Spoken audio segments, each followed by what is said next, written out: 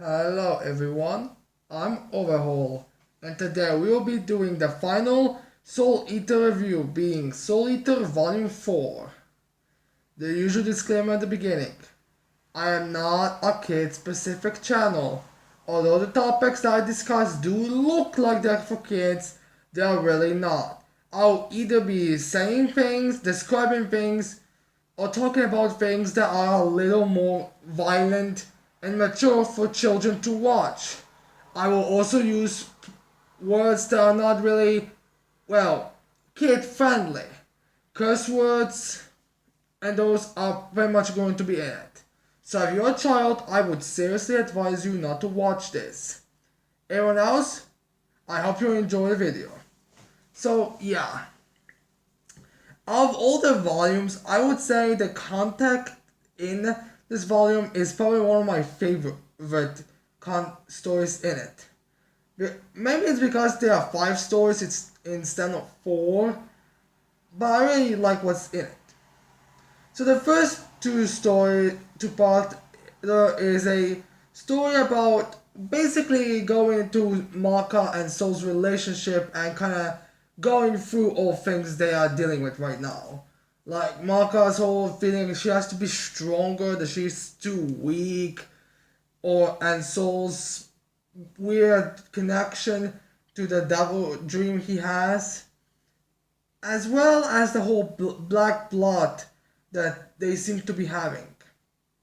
It's a very fun story and very enjoyable. I like the development and the pacing of it. I like it how it was a two-parter and an already established thing in the previous volumes.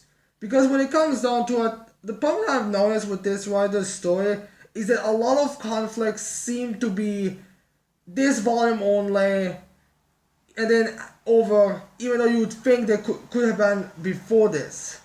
For example, the whole Benimaru's power his master. You would think that would have been established already early on, but no, it isn't. So yeah, I really like this, and I do like the new character Free who was introduced in this volume. I like how he is basically a beast of power. Like he's basically the worst nightmare. I mean, if you thought Chrono was a big threat, then you haven't seen anything yet. Because Free is an extremely powerful immortal werewolf ice magic user. Now, there are a couple of problems with Free and the fact that he's kind of rusty when it comes to his magic using, so he has a lot of weak points where you can exploit and attack against him. I also like the analytical side of Medusa in this volume as well. But yeah, I really like the first 2 parts and everything that was in it. I also like how Medusa was using Eruka, and Eruka, she's precious. I just find funny how she was like, alright, I did this task you asked me, so let all those disgusting sex out of me. Well, whoever said I was going to let all of them? It's funny, it's a fine back and forth. Which honestly, I kind of have to feel bad for Eruka. Because I feel like throughout the entire series, she's either being used by someone in a way to against her will by someone. Like in this part, she's used against her own free will by Medusa to do things that are very no. Then later on, I've read that she is again being forced to work for Medusa when Medusa is a child. And after that, I also read that Medusa put the demon Ray put an explosive collar around her that she has to do something for them or she'll die. I mean, much granted, I mean she is an evil person, but just me and God, this character just cannot catch a break. But yeah, the first 2 parts was pretty nicely made. It does definitely show the struggle. I also do like the fact that Maka used Tsubaki as a weapon, since Tsubaki was I believe even established. I can't remember the exact words. I think it was volume 2, where it would say that Tsubaki, can go into with anyone. Like it's more the person and how skillful that person is that's what matters with Tsubaki, rather than Tsubaki and her master's personality clash. So yeah, I do like that's addressed. I do like some of the fighting style we have with there. No, the one thing I do have a problem with is how comic reliefy Black Star is in this volume. Like, it just did that fight with Free, he pretty much gets taken out of the fight immediately, only shows up later for like a last minute save. So yeah, it's pretty, yeah, it wasn't really that well done to me. But I get it. I mean, this should have been a big character moment, and if Tsubaki and Black Star had no power, that would definitely not be as big of a threat. I mean, definitely forces us to get more together. Otherwise, they'll just lose. Well, actually, they would have probably lost even if it wasn't for Black Star. I mean, you know. So yeah, no. The next part is basically just a little more of a comic reliefy chapter. In fact, I would say it is comic reliefy because we basically just have the characters like studying for a test and they are trying to get the perfect score. Yeah, everything goes so comedically. Like Maka and Soul study both of them, but in reality, Soul is just making notes in his outfit to cheat. Which, out of curiosity, I don't cheat myself, but how does that even work? Like, do you put? I mean, do people like I don't know have it written on the hand, or do you like? I don't really get that. Like, how do you even check some of those parts? Like, do you like look at your shirt or something? I don't know. So yeah, or like the kid Liz and Patty, like kid doesn't feel like he has to study because he knows everything because he's a Shinigami. Well, Liz and Patty should study, but they just don't. Like Patty falls asleep while Liz just puts on let's be fair, a pretty attractive secretary outfit with makeup. And Black Star wants to study, but every time he can't study, he just puts some insane number of exercises. Like, that's going to help. Like, I don't believe he even says what the correct answer is. I mean, he just, alright, let's see, a question? I don't know what it is. Alright, 1,000 push-ups. And that's why he tells him, alright, you have to study. It's obviously you can't, not go, you're not going nowhere. So yeah, it's funny, and then when Black Star is being caught and put on the board, it's also funny. In fact, all of these is basically just comedy relief. And Blair fan service, which is, let's be fair, the most important thing. Which, weirdly enough, she's more fan servicing at home than she is when she's in the brothel where she's supposed to be fan servicing. What's the chances of that? So, yeah. I like that, and I also like how we get some more depth stuff from Maka's father. Because so far he's been pretty comedic, but the writer is definitely trying to establish that yes, he's comedic, but he does legitimately care and love his daughter. The fact that he ended up, I mean, although that scene at the ending where he's supposed to be like a nice father, like, alright, can you, since Blair, since you live with them, you probably know what books she likes. Can you go into a bookshop and buy her something and give her the card? Yeah, the card he wrote was like, he wrote to her was like so obvious, so ambiguous that you could so easily be able to put it in the wrong context. And with Blair, it could even go into it. Like, all we really had to do on that letter was like, I hope you enjoyed the book I had Blair bought you. I don't know what book that is, or something, but no, it's pretty funny. Although I wonder what the hell, I am going to have to ask. In like next volumes, does we like have more of a point because right now it's just fan service and comic relief.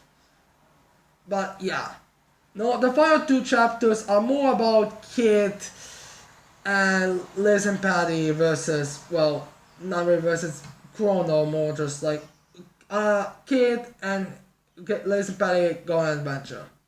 So yeah, I gotta be honest, I'm really not a fan of Liz and Patty and Kid's kind of dynamic.